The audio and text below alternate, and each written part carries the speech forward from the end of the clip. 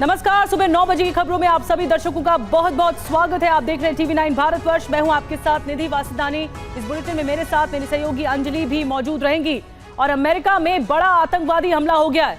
जी हां, वाकई ये बहुत चौंकाने वाली बात है और खतरनाक भी। सुपर पावर अमेरिका में एक ही दिन में 2 हमले हुए। लास वेगस के ट्रम्प टावर होटल के बाहर टेस्ला ट्रक में जोरदार ब्लास्ट होता है, जोरदार धमाका होता है। उससे थोड़ी देर पहले ही न्यू ऑरलियंस में एक ड्राइवर ने नए साल का जश्न मना रहे लोगों पर पिकअप ट्रक चढ़ा दिया।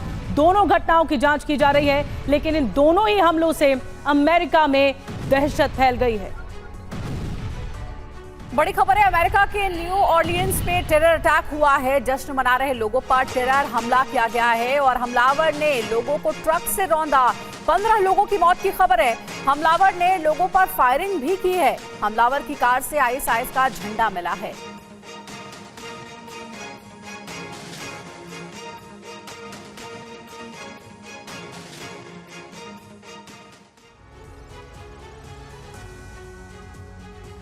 और आपको बता दें कि अमेरिका के न्यू ऑरलियंस में आज हजारों की भीड़ जश्न मनाने के लिए सड़कों पर जुटी हुई थी। और उसी वक्त ये देखिए किस तरह से नए साल के मौके पर लोग मस्ती में झूम रहे थे। अचानक से ये मातम में बदल गया। डांस कर रहे थे लोग, खुशियां मना रहे थे, लेकिन उनकी खुशी चंद मिनटों में ही मातम में बदल गई। और एक तेज रफ्तार ट्रक इसी भीड़ के बीच में घुसा और कई लोगों को रौंदता हुआ चला गया।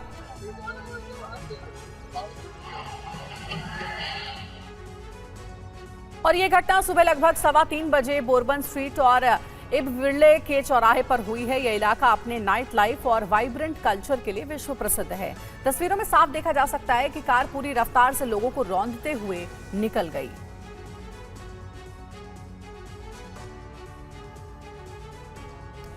और आपको बता दें कि ड्राइवर जब ट्रक से उतरा तो उसने भीड़ पर गोलीबारी करना शुरू कर दिया। और न्यू ऑरलियंस से वायरल कई वीडियोस में गोलीबारी की आवाजें तक साफ सुनाई जा सकती हैं। और सड़कों पर पड़े घायलों को देखा जा सकता है। कई लोगों की मौके पर ही मौत हो गई इस गोलीबारी में। फिलहाल जो रिपोर्ट सामने आई है उसके अनुसार अब तक 12 लोगों की मौत की पुष्टि हुई है। 35 से ज्यादा लोग घायल हो चुके हैं।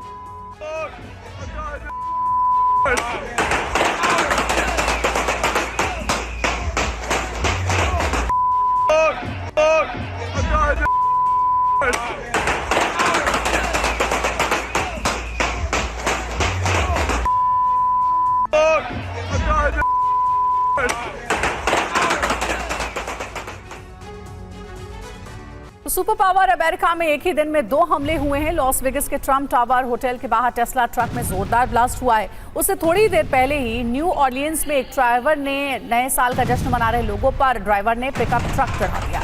दोनों घटनाओं की जांच की जा रही है, लेकिन इन दोनों ही हमलों से अमेरिका में दहशत फैल गई। देखिए 2 तस्वीरें आपको दिखा रहे हैं।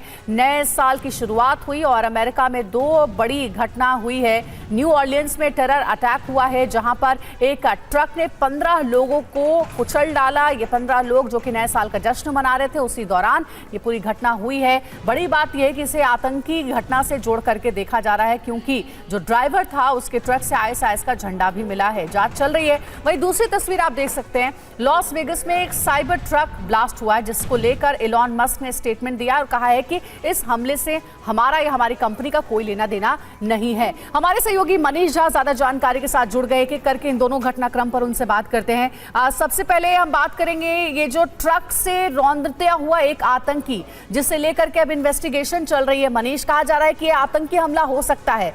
शक की सुइयां इसलिए ज्यादा गंभीर हो गई हैं क्योंकि ट्रक ड्राइवर के पास से आईएसआई का झंडा मिला है। अब तक क्या जानकारी मिल पाई है इस ट्रक ड्राइवर से जुड़ी हुई? बिल्कुल, देखिए जो ट्रक ड्राइवर है 42 साल का है। इसका नाम शमसुद्दीन जब्बार है। और पुलिस ने ये भी कहा है कि इस घटना से कुछ देर पहले उसने सोशल मीडिया पर तमाम तरह के पोस्ट किए थे। और स्थानीय जो वहां पर लोकल जो मस्जिद है वहां पर वो आता जाता था। मस्जिद की तरफ से भी ये स्टेटमेंट जारी किया गया है कि अभी मस्जिद आने वाला कोई भी व्यक्ति पुलिस से या मीडिया से ना बात करे, बल्कि वकील बात करेंगे। कुल मिलाकर देखा जाए तो ऐसा लग रहा है कि जैसे अमेरिका में चाहे ये घटना न्यू ऑरलियंस की हो, तो इसको देखकर आप कह सकते हैं कि नए साल की शुरुआत में आईएस और उसकी विचारधारा ने अमेरिका में जबरदस्त तरीके से दस्तक दी है। क्योंकि ये जो आतंकी है शमसुद्दीन जब्बार, इसके ट्रक में ISIS का झंडा मिला, ISIS के आइडियोलॉजी से जुड़ी हुई तमाम चीजें मिली और इसके अलावा बड़ी मात्रा में विस्फोटक मिले। पुलिस को और FBI को इस बात का भी शक है कि वो अकेला नहीं था, यानी ये लोन वुल्फ अटैक नहीं था। उसके साथ साथ 4 और व्यक्ति शामिल थे, जिसमें से एक महिला पर भी FBI को शक है। तो अब इससे लगता है कि ये एक बड़ा हादसा हो सकता है, एक बड़ी सुनियोजित साजिश हो सकती है। और अगर आप देखें तो जिस सीरिया में ISIS की विचारधारा से प्रभावित आतंकी संगठनों को अमेरिका ने सत्ता तक पहुंचाई, वही ISIS की विचारधारा आज न्यू ऑरलियंस में नए साल के मौके पर हर स्तर पर जांच आगे बढ़ा रही है FBI, और जो 2 हमले हुए हैं इसके बाद से ही और ज्यादा सतर्कता बढ़ती जा रही है जांच एजेंसियों की तरफ से। शुक्रिया आपका जांच की डिटेल्स बताने के लिए। और आइए अब खबरों का सिलसिला आगे बढ़ाते हैं, आपको लेकर चलते हैं स्विट्जरलैंड, क्योंकि वहां हिजाब और बुर्का बैन, लेकिन भारत में जो मुस्लिम संगठन है वो नाराज हो गए हैं। 1 जनवरी से हिजाब और बुर्के को लेकर एक नया और बड़ा नियम बना दिया गया है। स्विट्जरलैंड में महिलाओं के सार्वजनिक स्थलों पर हिजाब, बुर्का या किसी अन्य तरीके से पूरी तरह मुंह ढकने पर बैन लगा दिया गया है। इस बुर्के वाले नए कानून के साथ स्विट्जरलैंड ऐसा करने वाला 7वां यूरोपीय देश हो गया है। इस कानून के बाद महिलाएं सार्वजनिक जगह जैसे कि पब्लिक प्लेसेस होते हैं, public office, public transport, restaurant, दुकान और अन्य जगहों पर अपना चेहरा पूरा नहीं ढक सकेंगी। स्विट्जरलैंड में बुर्का बैन पर भारत के मौलानाओं ने कड़ी प्रतिक्रिया दी है। भारत में नाराजगी देखने को मिल रही है। तो स्विट्जरलैंड में इस कानून के उल्लंघन पर जुर्माने का प्रावधान किया गया है। कानून का उल्लंघन करने पर 1000 स्विस फ्रैंक यानी कि लगभग 96,000 रुपए तक जुर्माना भी होगा। और स्विट्जरलैंड में बुर्का बैन हुआ है, लेकिन इसे लेकर हमारे देश के मौलाना भड़क गए हैं। मौलानाओं ने इस फैसले का विरोध किया है, आप भी सुनिए। जिस तरीके से स्विट्जरलैंड में नकाब के ऊपर, पर्दे के ऊपर पाबंदी लगाई गई है, मैं ऑल इंडिया शिया फसला बोर्ड की जानिब से भरपूर तरीके से इसकी मजम्मत करता हूँ। हर धर्म में, हर मज़हब में औरत को पर्दे में रहने का हुक्म दिया गया है, और चाहे वो इस्लाम मज़हब हो या कोई दूसरा मज़हब हो। आप उन हिंदू औरतों को देखिए जो घूंघट काढ़े रहती हैं, उनका चेहरा कोई देख नहीं सकता है। बुर्का जो है, बुर्के पर बैन करना ये सिर्फ सियासी मंशे की वजह से होता है। सारी दुनिया में इस्लाम, मुसलमान और बुर्का ये ऐसी चीज़ें हैं कि इन्हीं के इर्द गिर्द राजनीति घूम रही है।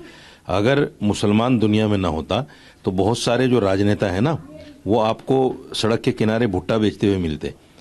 अक्सर लोगों की राजनीति इस्लाम और मुसलमान पर चल रही है। स्विट्जरलैंड के अंदर मालूम हुआ है कि वहाँ बुर्के के ऊपर पाबंदी लगा दी गई है, और मालूम हुआ है कि सार्वजनिक स्थानों पर जो भी बुर्का पहन कर जाएंगी उन पर जुर्माना आयद किया जाएगा। तो मैं अपनी तंजीम इत्तेहाद उलमा हिंद की जानिब से इसकी सख्त अल्फाज में मजम्मत करता हूँ, निंदा करता हूँ, और अक़वाम मुत्तहिदा से भी ये मांग कर देना चाहता हूँ कि जो इस तरीके का कानून बनाया गया है उसको फ़ौरी तौर पर ख़त्म कराया जाए। और उनको मालूम होना चाहिए कि हर इंसान को अपने मज़हब के ऊपर अमल करने की पूरी आज़ादी है। दुनिया में कुछ ऐसी ताकतें हैं जो इस्लाम दुश्मन हैं, फिस्ताई ताकतें हैं, और वो इस्लामी उसूलों का हनन करती हैं, उनके खिलाफ साजिशें रचती हैं। जो भी खालिस इस्लामी शरई मसाइल हैं, मामलात हैं, उस पर वो कदगन लगाने की कोशिशें करती हैं। और ये यूरोपियन कल्चर और तहजीब और ख़ास तौर पर क्रिश्चियंस, ये इस्लाम के ख़िलाफ़ अपनी हर रोज़ की नई नीति और नई साजिश के तहत इस्लाम को कमज़ोर करने में लगे हुए हैं। तो बुर्का बैन तो स्विट्जरलैंड में हुआ है, लेकिन देश के, भारत के जो मुस्लिम धर्मगुरु हैं उनके भीतर बहुत ज़्यादा गहरी आपत्ति है। और इस बुर्के वाले नए कानून के साथ स्विट्जरलैंड ऐसा करने वाला 7वां यूरोपीय देश हो गया है। आइए कुछ और जानकारी आपको देते हैं। इससे पहले Belgium, France, Denmark, Austria, Netherlands, Bulgaria में भी ऐसे कानून आ चुके हैं। अब इस कानून के बाद महिलाएं सार्वजनिक जगह जैसे कि पब्लिक ऑफिस जो होते हैं या पब्लिक ट्रांसपोर्ट होते हैं, रेस्टोरेंट होते हैं, दुकान, अन्य जगहों पर अपना चेहरा पूरा नहीं ढक सकेंगी और बुर्के पर बैन रहेगा, हिजाब पर बैन रहेगा। प्रयागराज महाकुंभ में पहुंचे साधु संतों ने स्विट्जरलैंड की तरह भारत में भी बुर्का बैन की वकालत की है। क्या कुछ कह रहे साधु संत, आपको सुनवाते हैं।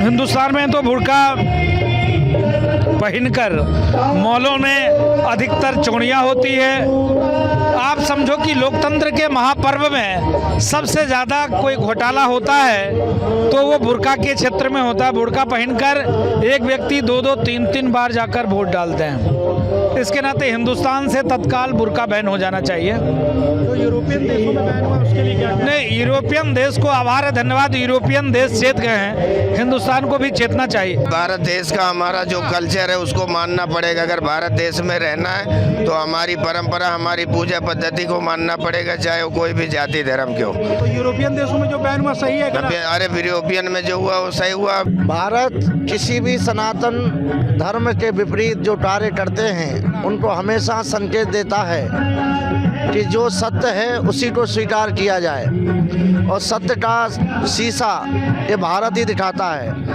और आइए आगे बढ़ते हैं, बात करते हैं महाराष्ट्र की सियासत की, क्योंकि एक नई करवट लेने जा रही है महाराष्ट्र की सियासत। दरअसल पंढरपुर मंदिर में अजित पवार की मां की मन्नत रही। शरद और अजित पवार के एक होने की मन्नत मांगी गई।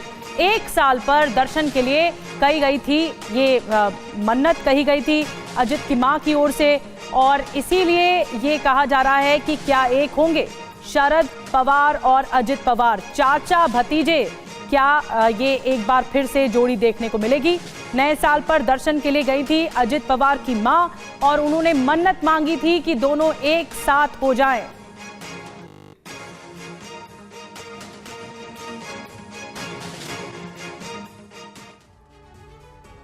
क्या महाराष्ट्र राजनीति 360 डिग्री घूम जाएगी? ये सवाल इसलिए उठ रहा है क्योंकि नए साल के मौके पर अजीत पवार की मां आशाताई ने पवार परिवार के एक साथ आने की बात कही है। अजीत पवार की मां साल के पहले दिन पंढरपुर के भगवान विठल के मंदिर में पहुंची दर्शन के लिए, और उन्होंने शरद पवार और अजीत पवार के एक साथ आने के लिए भगवान से प्रार्थना की है। इसके बाद से सियासी गलियारों में ये सुगबुगाहट शुरू हो गई है कि क्या पवार परिवार फिर से एक साथ आएगा।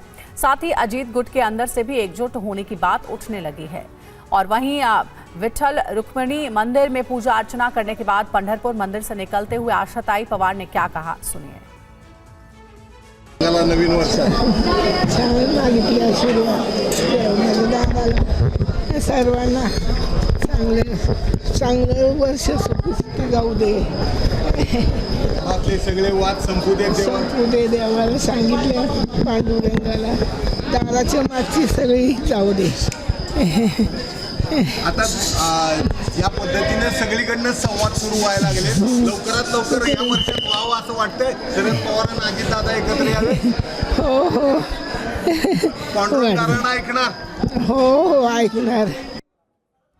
तो ये मन्नत, ये दुआ मांगी गई आशाताई की तरफ से, उनकी बात हमने आपको सुनवाई। हमारे साथ हमारे सहयोगी जयप्रकाश जुड़ रहे हैं सीधे मुंबई से, उनके पास चलते हैं। जयप्रकाश, क्या ये देखने को मिलेगा, क्या एक होंगे चाचा भतीजे? क्योंकि मन्नत तो आशाताई ने मांग ली है, अब क्या ये तस्वीर महाराष्ट्र की सियासत में या फिर जो उनकी पर्सनल बॉन्डिंग रही है वो देखने को मिलेगी? बिल्कुल, देखिए यहाँ सबसे महत्वपूर्ण ये है कि महाराष्ट्र की राजनीति 2019 से लगातार कई करवट बदल चुकी है। महाराष्ट्र की राजनीति अब अनएक्सपेक्टेड हो गई है, कोई कभी भी कुछ भी हो सकता है। जैसे शरद पवार के पार्टी के जितने भी नेता हैं, विधायक हैं, सांसद हैं, बड़े पदाधिकारी हैं, वो लगातार शरद पवार के बंगले सिल्वर ओक पर पहुंच रहे हैं पिछले कुछ दिनों से, और ये उनसे प्रार्थना कर रहे हैं, उनसे रिक्वेस्ट कर रहे हैं कि वो अजीत पवार को अपने साथ ले लें। अजीत पवार की पार्टी एनसीपी और इनकी पार्टी एक साथ मिल जाए, ताकि घड़ी का जो चुनाव चिन्ह है वो दोबारा एनसीपी, शरद पवार और अजीत पवार मिलकर जो है आगे इस्तेमाल करें, और उनके जो वोटों का बंटवारा है वो ना हो। अभी शरद पवार की पार्टी जो एनसीपी है उसका चुनाव चिन्ह तुतारी है, और तुतारी बजाता हुआ जो इंसान है, ऐसे ही कई 3-4 चुनाव चिन्ह है, जिसकी वजह से शरद पवार को विधानसभा चुनाव में काफी नुकसान का सामना करना पड़ा। ये बात खुद विरोधी पार्टी, जो सत्ताधारी पार्टियां हैं, फिर वो बीजेपी हो या फिर एनसीपी, अजीत पवार हो या फिर एकनाथ शिंदे, वो भी एक्सेप्ट कर चुके हैं।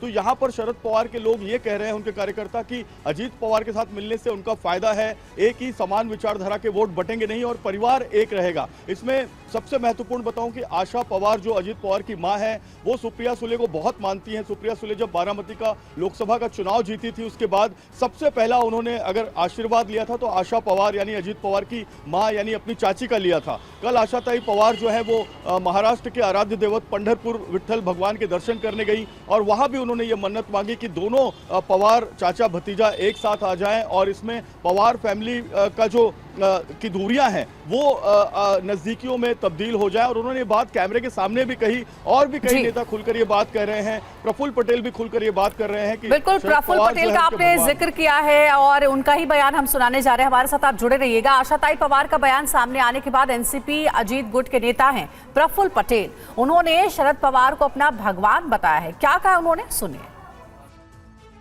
आम्ही शरद पवार साहेबांना सदैव दैवत मानत आलेलो आहो।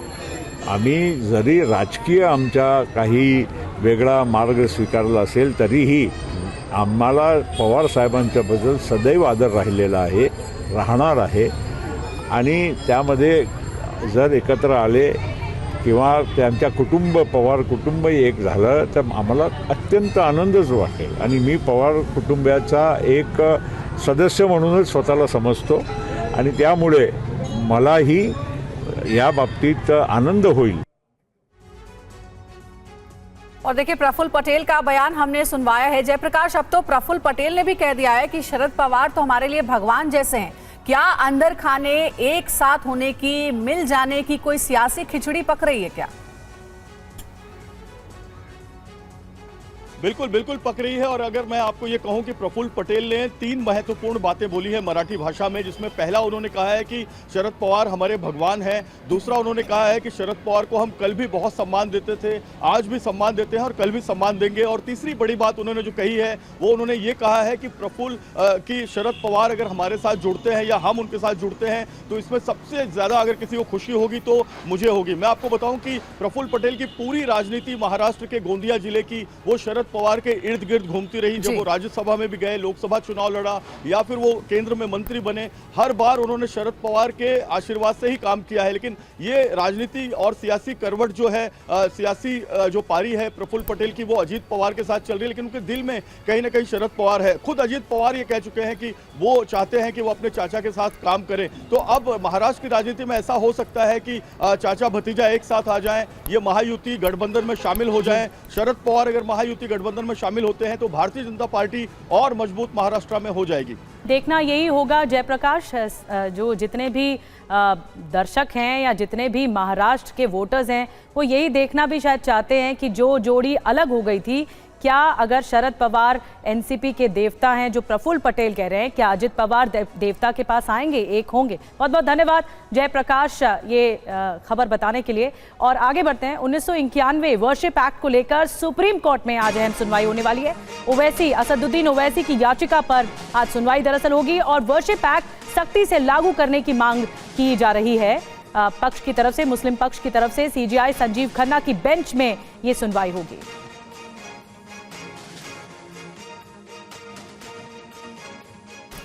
तो वैसे कि सुप्रीम कोर्ट में याचिका कब दाखिल हुई थी और उसमें क्या मांग की गई है ये जान लेते हैं। याचिका 17 दिसंबर 2024 को दायर की गई थी। याचिका में वर्शिप एक्ट 1991 को सख्ती से लागू करने की मांग की गई है। और प्लेसेस ऑफ वर्शिप एक्ट पर जितनी भी याचिकाएं हैं उन पर एक साथ सुनवाई की जा रही है। आपको बता दें कि एक्ट के विरोध में करीब 6 याचिकाएं दायर की गई कोर्ट में। साथ ही एक्ट के समर्थन में करीब 18 याचिकाएं दायर की गई हैं। अब देखना होगा कि सुप्रीम कोर्ट का रुख इस पे क्या होता है।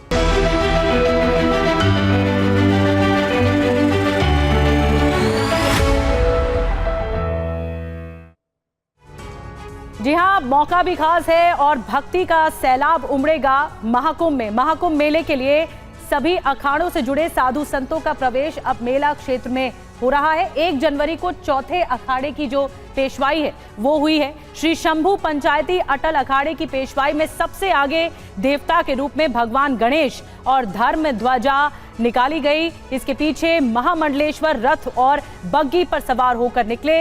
इसके पीछे भस्म भभूत लपेटे संतों ने लाठियां भांजी, फरसा फहराया और त्रिशूल लेकर चल रहे थे। ये नजारा अपने आप में अनोखा और अनूठा रहा। अखाड़े के आचार्य महामंडलेश्वर स्वामी विश्वात्मा सरस्वती महाराज की अगुवाई में 500 से ज्यादा साधु संत और 100 से ज्यादा नागा संत महाकुंभ में बने अपने शिविर में प्रवेश किए 5 किलोमीटर की ये यात्रा करीब 2 घंटे में पूरी हुई। श्री शंभू पंचायती अटल अखाड़े की स्थापना आदि शंकराचार्य के निर्देश पर 569 ईस्वी में गोंडवाना में हुई थी। इस अखाड़े में मौजूदा समय में 2 लाख से अधिक नागा सन्यासी हैं। और साथ ही पेशवाई पर महंत विश्वानंद सरस्वती ने क्या कहा है, उनका बयान आपको सुनवाते हैं। आज हमारे देवता गणेश जी होते हैं, हर अखाड़े के अपने अपने देवता होते हैं। हमारे अटल अखाड़े के देवता गणेश जी महाराज हैं। उनका आज पूजन होकर वेदों मंत्रों के द्वारा और महाकुंभ छावनी के लिए प्रवेश किया जा रहा है। और इस अवसर पर सारे देशवासियों को बहुत बहुत शुभकामनाएं। देश में शांति का, अमृत का, एकता का संचार हो। और बात क्रिकेट की। सिडनी टेस्ट से पहले ड्रेसिंग रूम विवाद पर गौतम गंभीर का बहुत बड़ा बयान आ गया है। कोच खिलाड़ियों की बहस बाहर नहीं जानी चाहिए, ये गौतम गंभीर की ओर से कहा गया। ड्रेसिंग रूम में जब तक ईमानदार लोग हैं तब तक भारतीय क्रिकेट सुरक्षित है। प्लेयर और कोच के बीच की बातचीत उनके बीच ही रहे, ये गौतम गंभीर ने कहा। मैं किसी इंडिविजुअल के बारे में नहीं बोल रहा हूं, लेकिन जो ड्रेसिंग रूम की बातचीत है वो बाहर नहीं जानी चाहिए। देखिए, पहली बात तो है कि सब इंडिविजुअल्स को पता है कि किस एरिया में काम करना है, और ऐसा नहीं है कि यहाँ पर मैं कोई इंडिविजुअल्स के बारे में बात करूँ, बिकॉज अल्टीमेटली आप एज ए टीम जीतते हैं और एज ए टीम ही हारते हैं। और जब आप अपने देश के लिए खेल रहे होते हैं तो हर व्यक्ति यही कोशिश करता है कि अपना मैक्सिमम कंट्रीब्यूट कर सके, तो वो इम्पोर्टेंट। और ऐसा नहीं है कि जो डिबेट एक प्लेयर और कोच के बीच में होती है वो उनके ही बीच में रहनी चाहिए। आप सिर्फ रिजल्ट देखते हैं, और फॉर्चुनेटली या अनफॉर्चुनेटली ये स्पोर्ट सिर्फ रिजल्ट के लिए ही जाना जाता है, बट कॉन्वर्सेशन जो होती है वो 2 इंडिविजुअल्स के बीच में और वो ड्रेसिंग रूम के बीच में वो वहीं तक रहनी चाहिए। और शिवेंद्र हमारे साथ और ज्यादा जानकारी के साथ मौजूद हैं। शिवेंद्र, बातों ही बातों में एक बड़ा इशारा किया है गौतम गंभीर ने, क्योंकि बॉर्डर गावस्कर ट्रॉफी चल रही है और जो ऑस्ट्रेलिया ने मात दी भारत को, परफॉर्मेंस के बारे में भी बोला लेकिन निशाना भी साधा गया, नाम नहीं लिया। बिल्कुल नाम लेना भी नहीं चाहिए। और जिस तरह की चीजें बाहर निकल कर आई कि गौतम गंभीर चाहते थे कि इस दौरे पर चेतेश्वर पुजारा टीम का हिस्सा हो, और एक सीनियर खिलाड़ी अगेन जिसका नाम नहीं लिया गया, वो ये चाहते थे कि जसप्रीत बुमराह को पहले टेस्ट मैच में कप्तानी ना दी जाए। तो इस तरह की ड्रेसिंग रूम में जो चर्चाएं होती हैं, और कई बार जब हम एक छोटे ग्रुप में 12-15 लोग के ग्रुप में बात कर रहे होते हैं तो बात का जो हाव भाव है, किस लहजे में कोई बात कही गई है और किस लहजे में उसको बाहर बताया गया, दोनों में जमीन आसमान का फर्क हो जाता है। ये वैसे ही है जैसे हम कहते हैं ना बड़ा बोलचाल की भाषा में कि रोको मत जाने दो और रोको मत जाने दो। तो ये दोनों चीजों में जो डिफरेंस है, कम्युनिकेशन में जो डिफरेंस है, ये डिफरेंस निकल कर आया है। अच्छी बात नहीं है कि टीम इस वक्त हार रही है, और मेलबर्न टेस्ट मैच इंडिया हार चुकी है, उसके बाद वर्ल्ड टेस्ट चैंपियनशिप के रास्ते लगभग उसके लिए बंद हैं। यहाँ पर अब अगर कुछ साख पर दाव पर है तो ये है कि हाँ, सिडनी टेस्ट मैच आप जीत लीजिए तो कम से कम बॉर्डर गावस्कर ट्रॉफी जिस पर आपका पिछले 1 दशक से कब्जा है वो रिटेन किया जा सकता है अब भी, और वो भी एक बड़ी उपलब्धि होगी। लेकिन उन सबसे पहले ये जो आपने कहा ना कि वो नाम ना लेना और इशारों में बड़ी बात कहना, इन सब से बाहर आकर परफॉर्मेंस पर ध्यान देना होगा, मैदान में जाकर एक्शन करना होगा, वहां पर अच्छा खेल दिखाना होगा। बहुत बहुत धन्यवाद शिवेंद्र, क्योंकि प्रदर्शन जो होता है खेल में वो सबसे महत्वपूर्ण होता है, सबसे सर्वोपरि होता है। अगर ये प्रदर्शन पर ध्यान दिया जाए तो ज्यादा बेटर होगा, यही बात याद दिलाते हुए गौतम गंभीर भी नजर आए। शुक्रिया।